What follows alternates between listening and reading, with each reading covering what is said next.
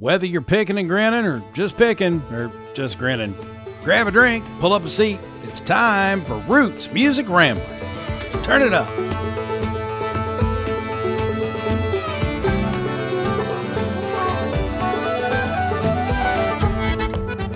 So I woke up on Sunday morning this week. We're recording this in late February.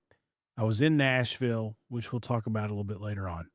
But I woke up and I opened up my TikTok feed, and my TikTok feed proved to be useful for the first time, because it immediately convinced me that I will never go to a Treaty Oak Revival concert.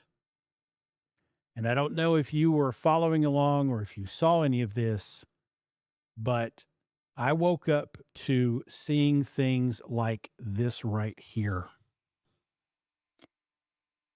Oh, I need to turn up the... I'm going to mute that. This is a Treaty Oak Revival concert. This is not the one in Lexington, Kentucky, I don't believe. Or no, it is. It is actually the one at Rep Arena. All right, so that's one video. Let's go to another video. Let's see. This is Lexington, Kentucky, Treaty Oak Revival. This is on TikTok from CK Kearns 1. And in the song, I think it's called Boomtown, there's a point in the song where Treaty Oak Revival fans take their beers and they intentionally stockpile many of them and throw them in the air. And it is chaos, mass chaos. So here you go. Here you go. Look at this. This is crazy. Why? This isn't just someone throwing a beer in there. This is people hurling stacks of beer cups full of beer across an arena floor. I don't know if you'll be able to see it from this video, but over here on the side, there's actually someone who throws an entire trash can into the pit. And then there are other videos on TikTok of like brawls, fist fights, people in chokeholds getting pummeled in the face. And the thing that is, there's two things about all this that shocks me. The first is, well, there's three things. The first is that anyone would ever want to go to experience this. This is fucking crazy. The second thing is that you have people like this. This is from Evansville, Indiana on the 20th of February. Boomtown, baby, exclamation point. And the caption is love, love, love. Gen Zers, or whoever the hell the Treaty Oak Revival fans are, I don't know what age group that is. I don't know enough about them. Yeah. And please understand, I'm not complaining about the band or their music at all. Of course. But this behavior is going to turn people away from going to concerts. At least people with half a brain. Because obviously the people that are celebrating this do not have half a brain. Or those who have no desire to be covered in sticky with beer. Exactly. Now, I don't know if I'll be able to pull this up quickly, but there are other videos that I saw from Lexington, Kentucky. And they are videos of people filming the Rupp Arena crew mopping up pools, not puddles, pools of beer from the arena floor after it's over.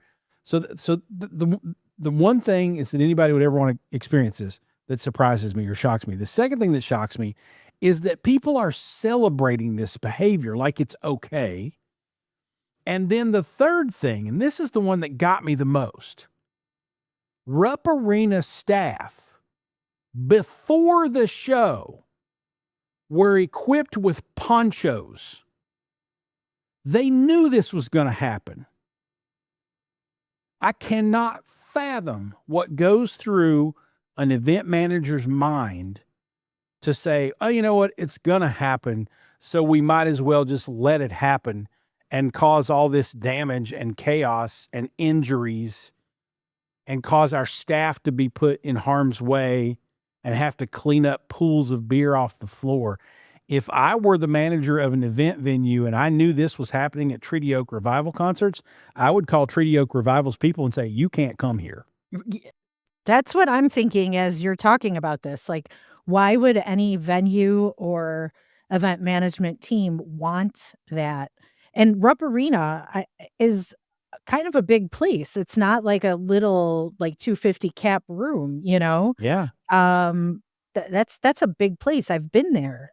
I mean, I it's 23,000 seats yeah. for basketball. I'm not sure how many it fit for this particular concert. And I haven't read any of the media reports, if there are media reports, but I just cannot, like, I look at my children who are in their late teens, early 20s, and know that they are generally in the younger demographic that loves going to arena concerts. I've gotten to the point to where I don't even fucking like going to arena shows anymore. Right. But and again, I don't know anything about the Treaty Oak Revival's fan base or following or how old they are or whatever, but I'm assuming this is college age, probably thereabouts, maybe a little older, maybe a little younger, but that sort of Gen Z, Gen Alpha group. And they are celebrating behavior that is atrocious at a concert. I don't care how big the show is. I don't care how loud it is. Nobody wants to get showered in beer that is sane. If you go to a frat party or something like that, maybe you're expecting something like that will happen. You get wild, you get crazy. When you're in college, that's fine. But you don't go to a public venue with 20,000 other people and behave like that. I'm shocked that there weren't 10,000 arrests that night. I just don't understand how people can behave that way and think it's cool. So this happens at every one of their shows during this specific song? At least in Evansville, it did a few days before. And then this show, it happened. And I'm looking at a couple of older videos and apparently it's happened before. I don't think to this. I think now the fans at various towns have gotten into a one-upsmanship kind of thing. Oh, Evansville you think that was off the cuff. Wait till you see what Lexington, Kentucky could do. Woo! Well, Lexington, Kentucky, you look like a bunch of fucking idiots is what you look like. I mean, And that doesn't sit well with this Kentucky boy. Nobody over the age of 23 or 24 is going to think this is cool for very long. Unless they're, some sort of seventh year senior who is an alcoholic and can't get out of college. But I'm stunned. Like if I had listened to a bunch of Treaty Oak Revival stuff and liked their music and wanted to go see them in concert, I would have been out of my mind pissed off at this event. Which reminds me, I was out of my mind pissed off that night anyway, which I'll get to that either in a later episode or later in the show. Anyway, I know 1,000% to 20 somethings out there, I sound like a grumpy old man. Absolutely. But there's a difference between being a grumpy old man and just thinking kids are dumb and literally watching assault and battery happening willfully in a show. And not to mention, I mean, there was one video where like there were phones and purses and bras just in the beer pools soaking after the show. I can't fathom why anybody would ever subject themselves to that. And I feel terrible for the people who went there not knowing that was going to happen. Yeah. Oh my God. I don't know what to say other than there's no way in hell I'll ever go see Treaty Oak Revival. I don't care how good they are. I'm never going to go see a concert like that if I know their fans are going to behave like this. Right. And so, I've been to smaller like metal shows or even just rock shows and there's a mosh pit. And especially like in the 90s, you kind of expected that to happen. Yep. So if you didn't want to be in it, you just stood off to the side. Right. But from those little clips that you showed, there's no standing off to the side. There is no standing off to the side. And I never really understood like that whole like throwing things. I remember you remember the band Bare Naked Ladies? Yeah. Okay, so and I don't know if this is still a thing, but we went to see them. It's been decades. Okay. And the one song, If I Had $1 Million, when they sing that, there's a line about Kraft macaroni and cheese. Mhm. So everybody in the crowd, they come equipped with at least one box of Kraft macaroni and cheese. And when that song comes on that line, then everybody throws the box of macaroni and cheese. And I'm like, why? That's such a waste. Yeah. I mean, unless they're picking up the boxes, the ones that are undamaged and, like, donating them or something, and maybe they do, maybe they did. I don't know, but I was just like, "That's kinda lame." Yeah. So, I never understood that whole thing, and I understand it's cool to have, like, a thing with your band, your favorite band or whatever, but when other people are subjected to being miserable and they're unsuspecting, that's not cool, that's not fun, and I don't think even in my 20s I would have wanted to be a part of that, Yeah. you know? I mean, I'm looking at some articles online about the aftermath of, Treaty Oak Revival in Worcester, Mass. Was calculated chaos. Nothing about Rupp Arena was calculated chaos. That was just anarchy. That was crazy. Yeah, and Um, I can't believe these venues would allow that, and then the poor workers who've gotta clean that up, it's bad enough to have to clean up after a show without that, you know? yeah, And before you go on talking about, "Well, they should find better jobs," okay, whatever, your privilege is showing. Some people don't have a choice, right. okay? I don't get it. And I can't, I'm looking for articles of, 27 people arrested at a Treaty Oak Revival concert. And I'm not seeing that, which blows my mind. Like on the video, I could go through several of these videos and point to people and say, okay, there are 3 misdemeanors and a felony that have just happened with this individual person. Not that cops have the time or is it necessary to go watch TikTok videos and go arrest people for doing shit at Right, concerts. But I don't understand the mentality of allowing it to happen. right. If you are an Yep, event manager and you know this is gonna happen, I think you're well warranted and well within your rights to tell the band, "You can't play here." yep, Of course, money talks, so that's not gonna happen. I haven't seen any reaction from the band, but I can't imagine they're not encouraging the behavior because it makes their shows off the cuff, epic experiences for that age group, I guess. and noteworthy, I mean, we're Yeah, talking about it. but I'm just blown away. All right, Yeah, no so thanks. nobody's gonna give a fuck what I think, so I'm just gonna move on. That same night, I was really, really upset at a concert myself. But there was a resolution. The event people did good by me, so I want to share that because there's bad and good in Yeah, this. But I okay, want to also provide a cautionary tale for anyone who might be considering going to a concert or an event of any kind at Bridgestone Arena in Nashville. My daughter Katie and I went Saturday night to the Billy Strings concert. It was one of mhm, 3 shows, I think. And it was Billy Strings does a great show. He's a fantastic player.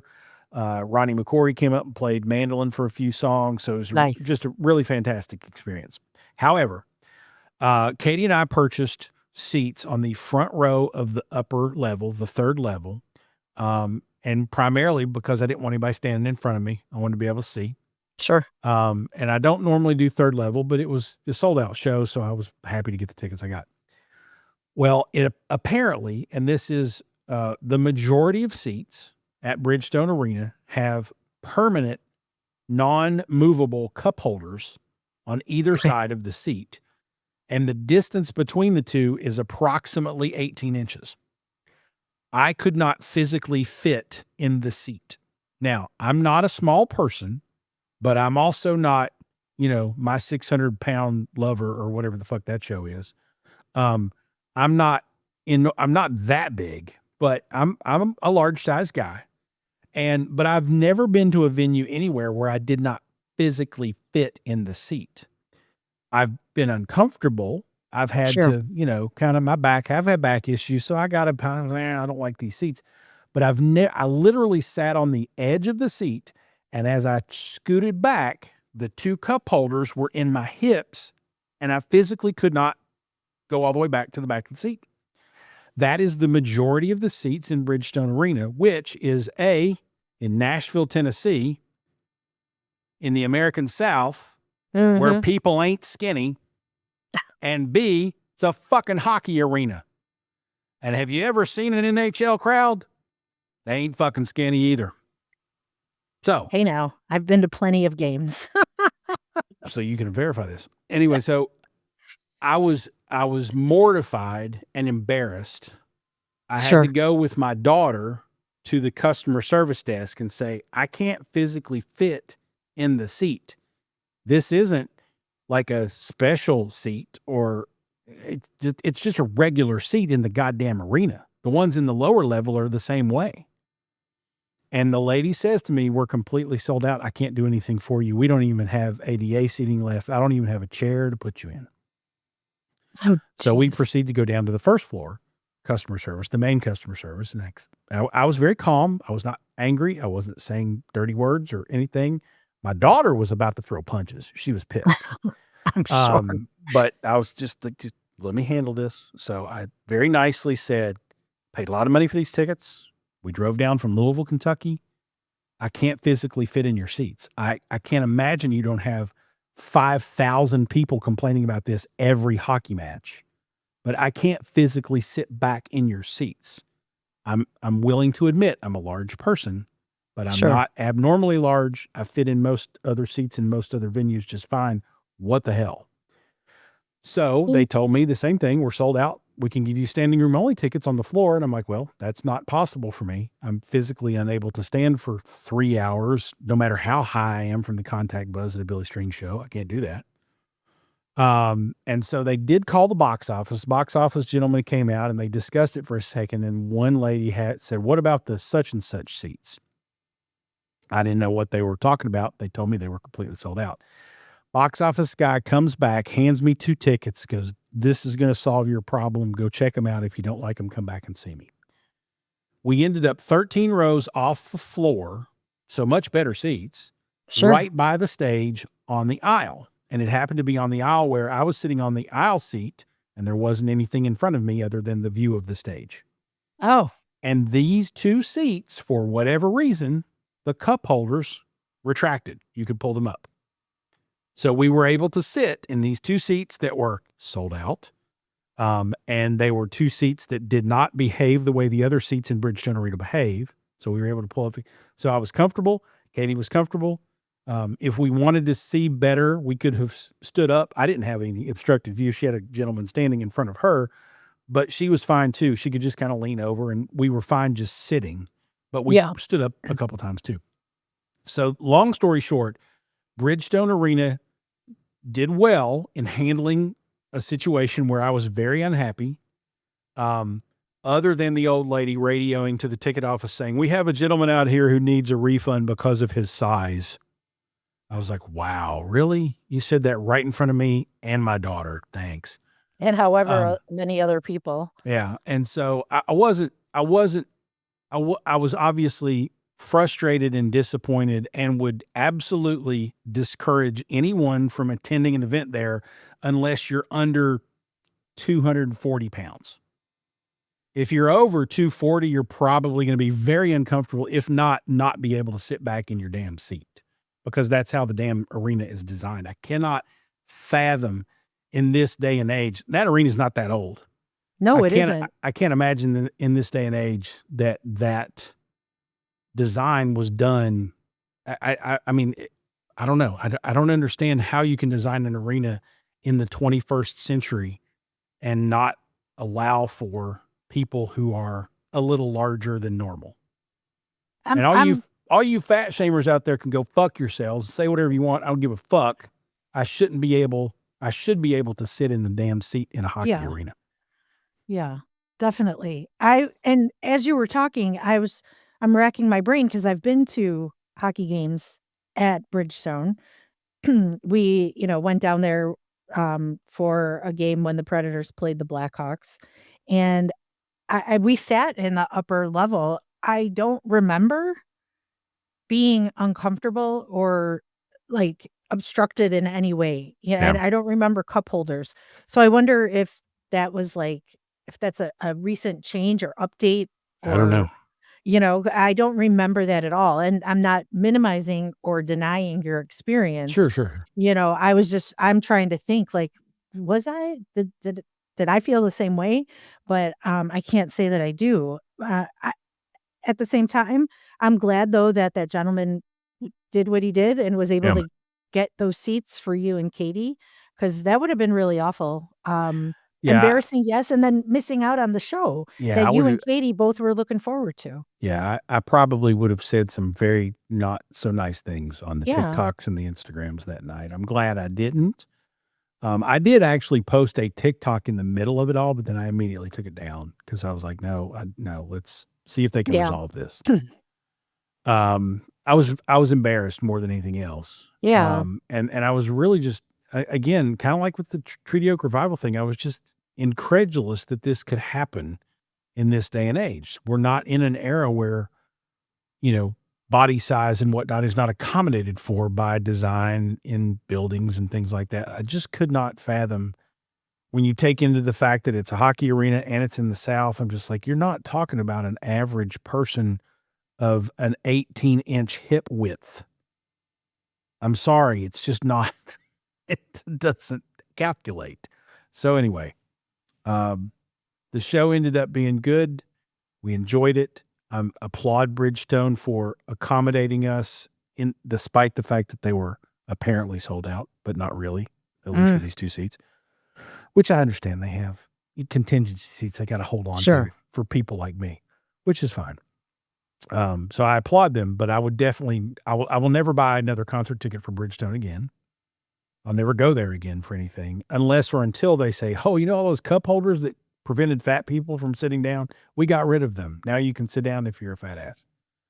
And I would be perfectly happy if that were the verbiage in the press release too. Just, "Hey, fat fuckers, you can come now." That'd be fine. Get in my belly. Anyway, welcome to Roots Music Rambler. She's Frank. And he's false. And we're rambling on through the stories behind the music we love. And today on the show, we are talking with Virginia born singer songwriter Andy Thomas, known for being a killer guitarist with previous bands and projects. Andy Thomas decided to shift his focus and tell his own story with his own voice. That's right. The Trongone Band frontman and guitarist for Yarn, Andy Thomas, will release his debut solo album titled Highway Junkie on March 27th. This is a huge accomplishment for him and the fruition of a dream he once thought unattainable. Thomas recently found sobriety, and it has since provided the stability and motivation he needed to get that dream off the ground. Yes, his story is quite inspiring with sobriety. He's also found purpose and hopes his experiences carry over into his music and songwriting. So we'll be sure to touch on all of that and much more during our chat with Andy. That's right. We also need to talk about the producer of Andy's debut album. It's a name many of you may recognize, Dave Schools of Widespread Panic fame. He's a fellow Virginian, and there's no doubt his involvement has something to do with the fiery Southern rock sounds that come out of this thing. It's a dandy. It's a shit kicker, as we like to say back home. It really is. And like it's the type of album where you kind of want to get in your car and turn it up real loud and drive with the windows down, But speaking of that album, I was also excited to see a duet with one of my favorite singer-songwriters who just happens to also be from Virginia. That would be Dory Freeman. And I may have mentioned this, I don't even know how many episodes ago that I got to see Dory perform at Tradfest in Dublin, Ireland in 2019. I've been a fan ever since. So she joins Thomas on the track Nothing I Wouldn't Do for You. And it is so, so sweet. Yeah. We'll hear a little bit of that in the show, as well as a few other cuts from the new album from Andy Thomas. We got a lot to talk about with him, so let's take a break here for a refill and thank the fine sponsors that make this show happen. When we come back, we will chat with Andy Thomas. Stay tuned. This is Roots Music Rambler.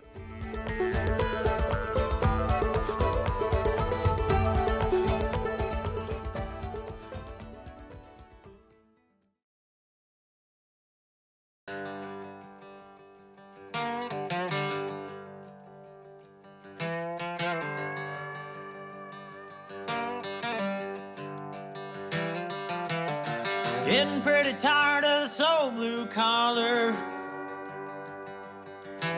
Day after day just trying to make a dollar. Well, I toss another nickel in the wishing well. Well, I gotta climb my way out of this everyday hell. Drinking every night just to pass the time. Something don't change, I'm gonna lose my mind. Cause I'm a highway junkie, not your ordinary honky. Welcome back to Roots Music Rambler. That ripper of a song is Highway Junkie, the title track off the debut album from our guest today, Andy Thomas. Andy, thanks for spending some time with us here on The Big Show. How's it going, my man? It's going great. Thank y'all for having me. Absolutely. Yes, we are thrilled to have you, and we know that you have plenty of exciting news to talk about with us. So let's talk first about your debut album, Highway Junkie, which will be released to the world on March 27th. That's so correct. We mentioned in our opening segment that the album and the songs are deeply personal. Can you tell us a little bit more about your journey, how it was that you decided it was time to record your own album and tell your own story? Sure, absolutely. Let's see. I guess it all started about the time I moved to Florida 4 years ago. And I wasn't doing much with music. My old band had kind of dismembered, and I moved down here just so, kind of like a fresh view, fresh start. And I was playing a little bit down here, but more like beach gigs and bar gigs and other soul sucking stuff that just didn't align with what I really wanted. And after about a year and a half of being down here, and I was just kind of had a intervention with myself and kind of a coming to, and I was like, I gotta make a change. And I decided to start with cutting out all the booze, drugs, party, anything that was a distraction. I kind of realized I had never tried life or music without it, and it obviously wasn't going great. So I was like, let me start there. And my main focus along with my sobriety was just making a record. So I just started writing my ass off. I was just working and writing and just writing a lot. So everything was very, very personal and, autobiographical. And I had a story to tell, and I was trying to figure out what to write about and how to write. I was like, I don't want to write a bunch of party songs. I mean, of course I love rock and roll. So Right. they come out that way sometimes, but I was like, I wanted to dig in and figure out, some substance to write about. And, I feel like I got there. Mm-hmm. So yeah, basically it was my goal, but I just kind of like put the blinders on for a while and saved up some money, saved up some songs. And then it like really hit me about a year and a half after that, where I was like, all right, I'm ready. Or, I didn't even know if I was ready, but I knew I needed to put something in motion. So I did, Mm-hmm. even without any real plan or real, funding or team or anything. I just was like, I need to put this in motion. So that's where I got, that's when I started talking with Dave Schools about the project and where I was at, and, how many songs I had. And, yeah, so I kind of took this whole part of my life that I've been living and writing about, and I just kind of like, put it into this little package that became this record. That's awesome, man. Well, and it's hard to overlook the real, I guess, emotional honesty in your writing. I'm curious. I mean, obviously, the sobriety and all of the things that you said that led to this sort of moment. I'm curious if on the album there's one particular song or maybe a couple on the album that is really reflects your background and your experiences with this that you could point to say, that's me telling my story. Like that's the moment that I realized I got to be really honest in these lyrics, and that's it. Oh, wow. I mean, I would say the first song and the last song paint a real good picture of who the hell I am and what the whole album's about, and that's kinda like the 2 buns of the burger, I and love it. I and I love that analogy. I think the title track sets up the whole record of, "Alright, this is me, and this is where this is gonna go. We're gonna go off on a bit of a journey, and then I'm gonna bring you right back to why I'm doing this and where this is going and who I am at the end too, because that's also a big part of it. And it's a very different vibe, it's a bit of a different vibe, but I think those two. Nice. That Uh, I definitely surprised myself with some other songs too, but I would say Highway Junkie and Last One Standing are pretty stand out of the two bonds. Love it. well, Jason and I got to hear the whole burger, buns included. And I mean, I would agree, like not knowing you personally or, knowing all the details of your story, Sure. but those songs truly are, I think those are good bookends. Yeah. So, and also talking about your music, we can't overlook your electrifying guitar work. So, someone who has tried and failed to play Oh, guitar, I find it incredibly impressive that you covered all of the guitars on all of the tracks on this album. I did. So, for those of us who may not be as knowledgeable, about the whole recording process, can you give us a bit of insight into how that actually works? Yeah, absolutely. So we recorded, there was a core four, which was me on guitar, um, Josh Schilling on keys, Mark Henderson on drums, and Stephen Campbell on bass. And us four recorded all 12 of these songs, in the same room together live. Um, So, there was, uh, w well, my amp was loud, so we put my amp in a closet, but there's some bleed between, the amps and the baby grand, and the drums, and I mean, it's all together and cohesive and live.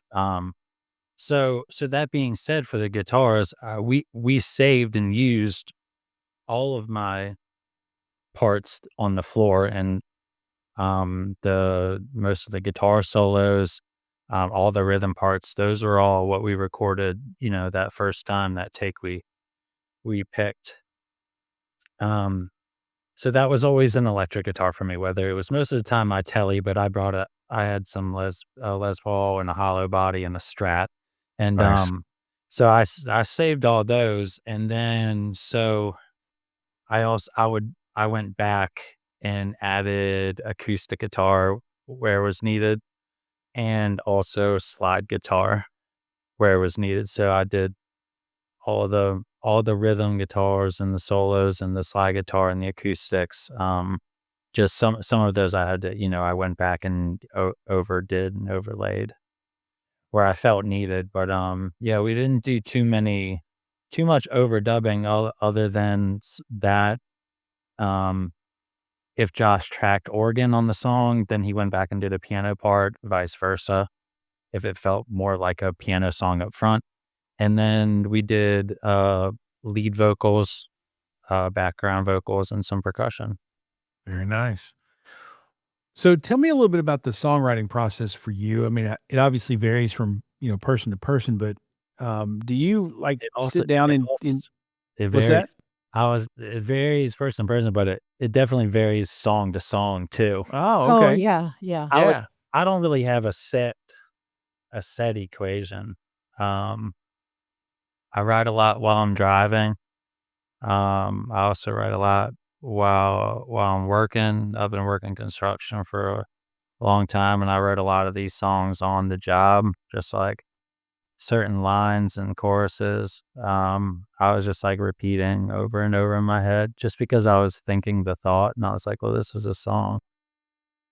Um, but Yeah, with these songs, I feel like I came up with like the choruses, the hooks, the first, which I feel like when I was younger and trying to write, I feel like I like came up with all these verses. It was like verse, verse, verse, verse. Right.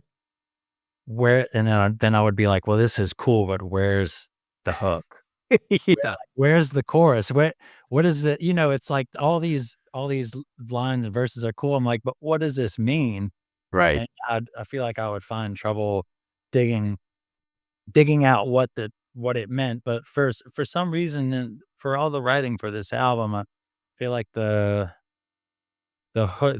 musical hooks and the choruses, those all came first, and then like the verses all fell into place. But there were a couple that just kind of like came out all together, and I was kind of done with it. And there were some other ones that took some time. There were some of them that the music came first, and I just recorded like a demo of the music and kind of did the Beatles thing where I was just kind of like, humming some sounds and um melodies, sounds, and like gibberish, and I think like Runaway for in particular, that I had this groove, and I was just like, oh, this is cool. And I was sitting on the couch, and there's a book in our family room, and it just with a huge spine. It says Runaway. I was like, well, that's a song. And it took me to a place, where I was always thinking about met a time and place and a feeling and maybe an individual, but it got me there. Nice. That's good stuff. Um, So I would imagine I want to step out here for a quick break because we want to listen to a couple more of these songs. awesome. But I would imagine that the song we're about to play here to break is one of those that you probably either wrote or came up with a lot of the ideas in the car, because I could imagine you putting a hole through the floorboard for the bass and wearing Yeah. the steering wheel out and the dashboard out for the snare and all that stuff. So let's take a break here and listen to more music from Andy Thomas. This song's called Long Gone. Don't go away. This is Roots Music Rambler. 1, 2, 3, 4, baby, that's all I'm giving you. Tell me that you love me and that you will be true. Ain't no asking questions, ain't no wondering why.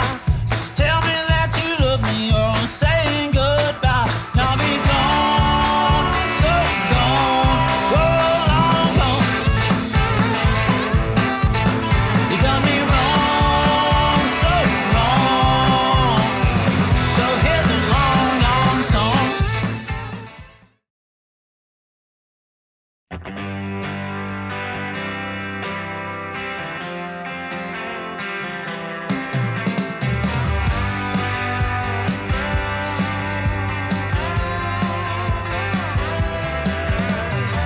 That old alarm is ringing again, and just waiting for me to clock in. Forget this job, forget my phone. Do not disturb, nobody's home.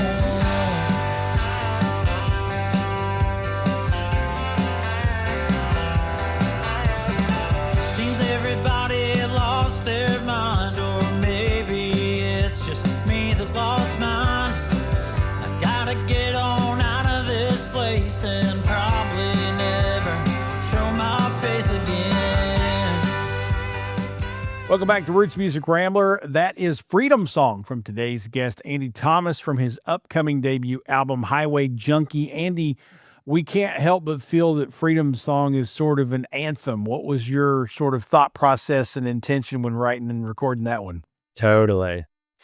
That was- yeah, I wrote the music first to that, or just, that kind of, and, and my lady, Dana, she was like, that song is just like 4th of July or something. Like, before I even had like an idea, then she was like, yeah, that's like a 4th of July song or something. I'm like, well, all right, Freedom Song. There you go. Then, then I think I started writing like, or actually, I think I like woke up and like wrote that. I was like laying in bed and I was like, I started thinking of like, well, what kind of freedom? Um, and I thought about, Virginia, and I thought about moving to Florida, and I thought about what like all that meant to me, and kind of uh where where I was, and I was like, oh well, there's when you think about like freedom and stuff, that it could go many different ways, or like that's what I was thinking about, and just maybe somebody somebody you don't feel like you belong somewhere, or Mm-hmm. having a hard time. I was like, oh well, that's where this is going. Nice. So Someone needed to hear it.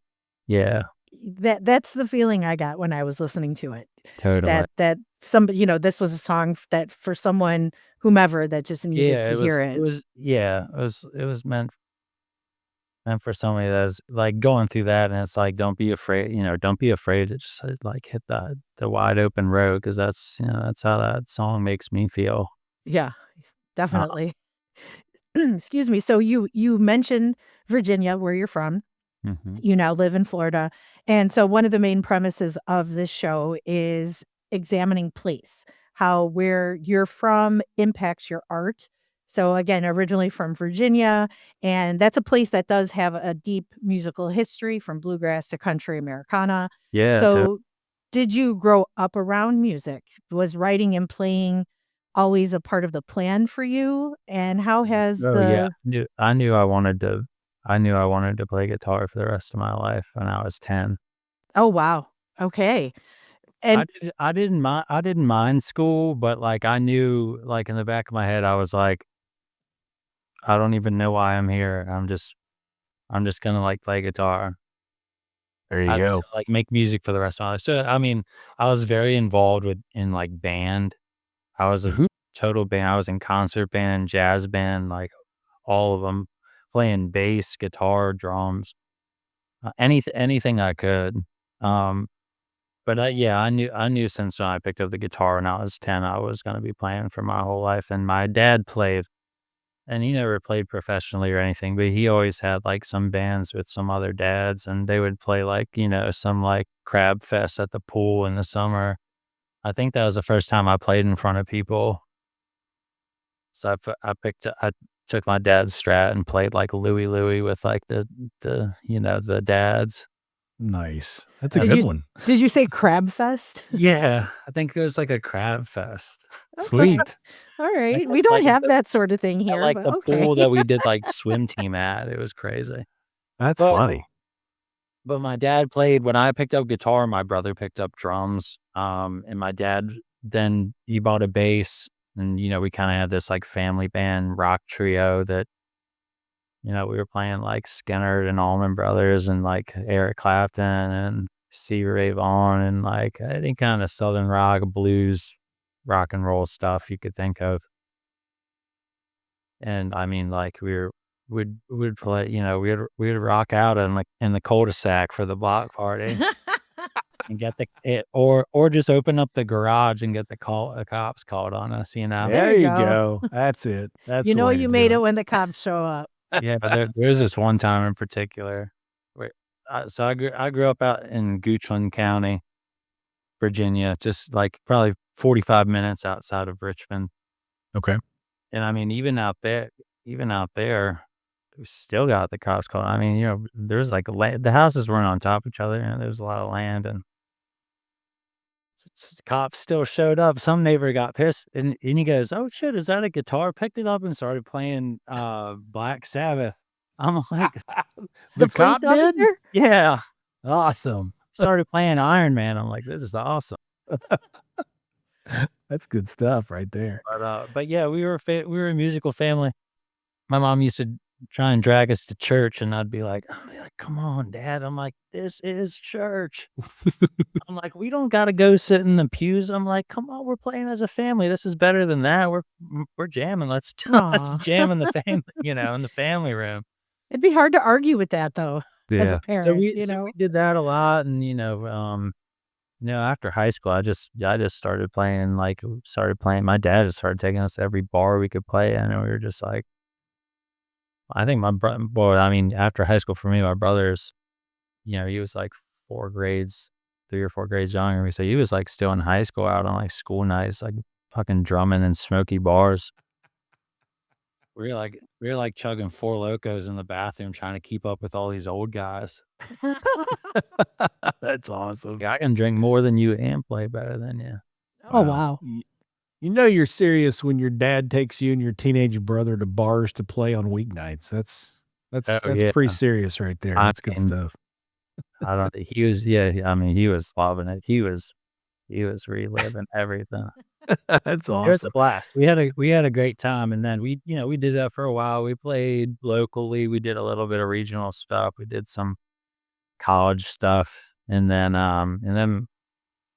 had this 2-year residency in Richmond where we played every Thursday, and that really like grew the band. Or like got us like really locked in. Got my brother and I really locked in. Got like playing with like, we didn't invite guests, but like really got the core of the band locked in. And then we were like, all right, well, we're gonna end this and we're gonna fucking we're gonna make a record and hit the road. So my brother and I, we did it as a band, as the Trongone Band for a while, until about COVID times. So it was always a family affair. Very nice. So speaking of Virginia, you called in David Schools, obviously from Widespread Panic, to produce the album. I think you also Uncle had Dory Dave. Freeman on there to duet with you, also Yeah. from Virginia. So is it Blast. like where I'm from in Eastern Kentucky, where everybody knows everybody? Do y'all go all the way back and all that stuff? I would say Goochland, Virginia is very small and very much like that, and so is Richmond. I mean, Richmond City, it was really just a little small town vibe too. But yeah, I would say everybody knows each other, and it's a very tight knit family vibe. I mean, people are proud to be from Virginia, that's for sure. Sure. I know I am. Good stuff. As you should be. As you should be, Dave- of course. But Dave and I met. I don't know, maybe like at least 10 years ago, maybe 11, maybe 12. But I was playing a little acoustic gig in town, actually with Mark, the drummer from the record, and his wife. They were playing with this other gentleman, Tom, that played bass, that grew up playing bass with Schools at Okay. Clayton, the school they went to in Virginia. So they were playing, and I was playing lead guitar with them and singing a little bit. And we were playing down at like, I think it was called the Conch Republic. It was like the Key West bar on the river. And Schools came out to watch Tom and hang out. So we met that day. And then we met and I think stayed in touch. And then later on, my brother and I wanted to work with him on like an EP or something. So we became more in touch, and he came and saw the band a couple of times. We linked up out of town a few times. And so we did a small project together right before COVID. And then didn't really do too much. It was like really bad timing with that. So, but I loved working with Dave, and I knew he'd be the perfect fit for this project. So that's why I called him for this one. Excellent. Nice. But yeah, but Dave introduced me to Dory. I did not know Dory before. Oh, this okay. project. Okay. That's good. Nice. So we know you've got the new album coming up. What else can we expect to see and hear from Andy Thomas? You got any tour dates? And then if you could tell the fine listeners where they can find you and your music on them their interwebs. Oh yeah, andythomasmusic.com. You can find everything going on in my world. You'd be the first to know if you go there and sign up for the email list.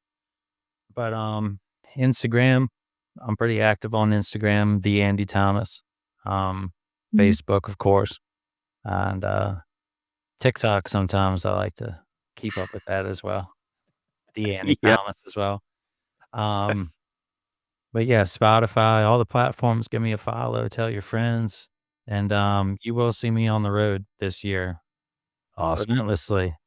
That's good stuff. Getting all that together, and there'll be some dates rolling out for the rest of this year. But coming up in the immediate future, I've got some dates with Blackberry Smoke in a couple weeks up in the Northeast, and I've got a big album release show in Richmond. Some other shows around that too, and there'll be a lot more to come after that as well. That's Awesome. great stuff. Well, Andy, big thanks to you. Be sure to, everybody out there, check out our show notes at rootsmusicrambler.com. We'll have all those links to Andy's new album and then some. Let's go out with that sweet duet from with Dory Freeman, Nothing I Wouldn't Do For You. Folks, be sure to stick around. Our Picking the Grinning segment is coming up next. This is Roots Music Rambler.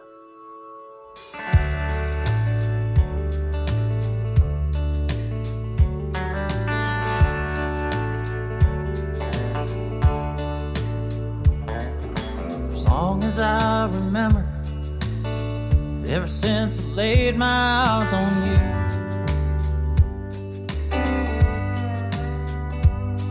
well, I couldn't hide this feeling. It's something that I never knew.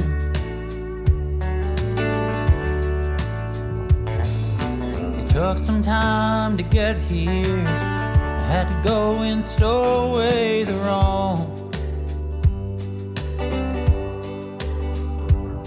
And did you fall from the heaven, or were you right here all along?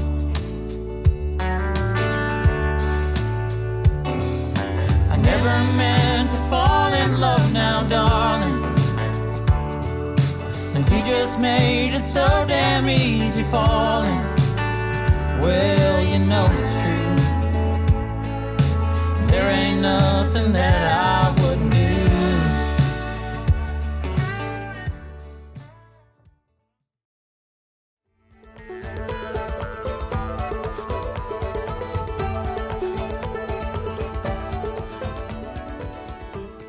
Welcome back to Roots Music Rambler. Excited for Andy Thomas. This album is going to be a dandy. We've had the advantage of being able to listen to it before it's out. And yeah, it's, I mean, you know, he mentioned, I think in there, he was doing some gigs up in the Northeast with Blackberry Smoke. If you're a Blackberry Smoke fan, you're going to dig Andy Thomas. This is good stuff. So very, very excited to have him on the show and let everybody know about this album coming out. So good stuff. For sure. Yeah, absolutely. All right, it's time, ladies and gentlemen. The time has come on the program when we do our Picking the Grinning segment. And that is where Frank and I share music, artists, albums, podcasts, whatever, stuff that's making us grin. It's our way of recommending new music to you. Actually, could be new music, could be old music, could be, you know, just stuff we pick up off the street and can't wipe off our shoes. You never know what we're going to recommend here for you on the old Picking the Grinning segment. But I do believe the last couple of times we've done this, and I could be wrong because sometimes we record and then the episode doesn't fall in the right order, but I think I've let Frank go first the last 6 or 7 times we've done. So I'm going to go first this time. That's fine. Because I want to continue from the intro of the show a little bit more about my weekend. Because my Picking the Grinning pick is an artist, singer-songwriter by the name of Michaela Ann. And I came to know her last Friday night in Nashville as my daughter Katie and I attended, as I mentioned on this program before, the album release party in Nashville at City Winery for Emily Scott Robinson. Michaela Ann opened for Emily Scott Robinson on Friday night. I had heard her name, but I had never really heard her music. And let's just say I will admit to one song of Michaela Ann's, and I'm pretty sure my daughter would admit to 2 songs of Michaela Ann's, literally made us cry. Oh. So really deep, thoughtful, meaningful, moving songs. She's got some others that are a little lighter fare too. But she's a mom and a singer-songwriter, and she's incredibly talented. And I thought, she's got a really good stage presence. And if you like acts like Emily Scott Robinson or Emily Jamerson or some of the other, especially certainly female singer-songwriters we talk about here on the show, I think Michaela Ann is going to be right up your alley. So you should definitely check her out. She's been doing it for a long time. She's just one of those, songwriters in Nashville that goes out and plays solo shows in a lot of different places and opens up for a lot of people. Maybe never has gotten the opportunity to be, jump up into the big time and, do bigger gigs, but she's made a life and a career out of it. And she's fantastically talented, super pleasant to chat with. We got to talk to her a little bit after the show too. So Michaela Ann is my pick and the grinning this week. You should go check her out. We'll make sure there are links in the show notes to her music. Nice. So, Frank, who's your picking the grinning for this week? Well, it it's funny, but no, it isn't funny. Maybe coincidental.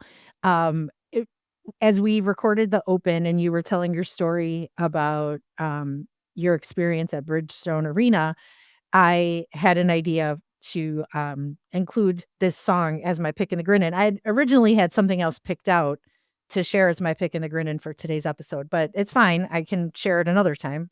And then as you were describing your pick and the grinning, Michaela Ann, and how her songs were very meaningful and, at least one of them made you cry. I'm like, oh, well, so is this song that I chose for my pick. So it's kind of like it's all connected. Okay. Okay. Big time callback to your opening story.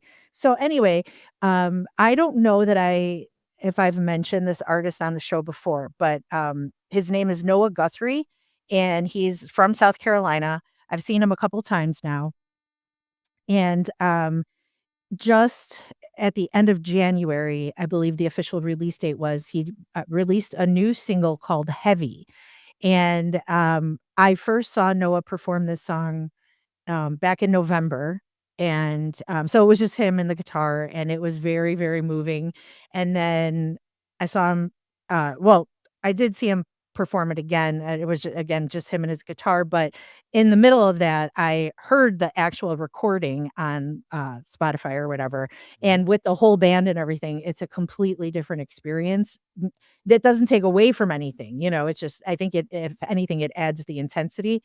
So the song is called Heavy, and Noah, the last time I saw him play it, explained that he wrote this song because he's always been, or maybe not always, but for a big portion of his life, he's always been heavy, right? He's struggled with his weight, trying to mask it, trying to hide it. And, like I'm getting the chills talking about it now because I'm like, this is the first song that I've heard that captures the same sort of experience I've had with that same topic, right? Like we've all experienced heartbreak and, cross country drives and what have you, topics of some of our favorite songs. But I can't recall a song that was written, recorded, performed that specifically dealt with body issues, Yeah. self-doubt, that sort of thing. And so for Noah Guthrie to write those lyrics, I'm sure it was therapeutic for him. But then to record it and put it out to the world and then perform it in front of people live, Yeah.